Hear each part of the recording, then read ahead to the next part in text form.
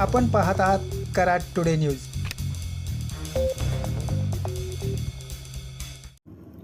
पाटण पंढरपूर महामार्गावरील मसूर तालुका कराड येथील रेल्वे स्थानकानजीक बांधण्यात आलेल्या भुयारी मार्गाचा आज लोकार्पण करण्यात आला।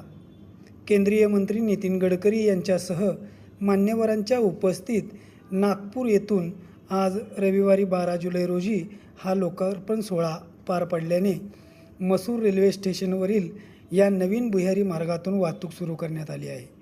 गेली वर्षभर या भुयारी मार्गाचे काम सुरू होते।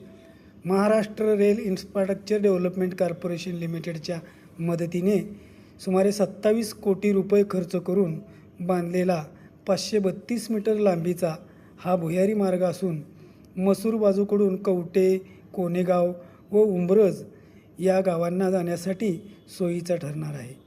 फाटकमुक्त रेल्वे मार्ग संकल्पनेतून मसूर रेल्वे स्टेशनजवळचे गेट बंद करून सुरुवातीला उड्डाणपूल व त्यानंतर भुयारी मार्ग बांधण्यात आला आहे। आज नागपूर येथे मसूरच्या या भुयारी मार्गासह रेल्वे लाईनवरील किर्लोस्कर वाडी व भिलवडी येथील भुयारी मार्ग व उड्डाणपुलाचेही लोकार्पण करण्यात आले आहे।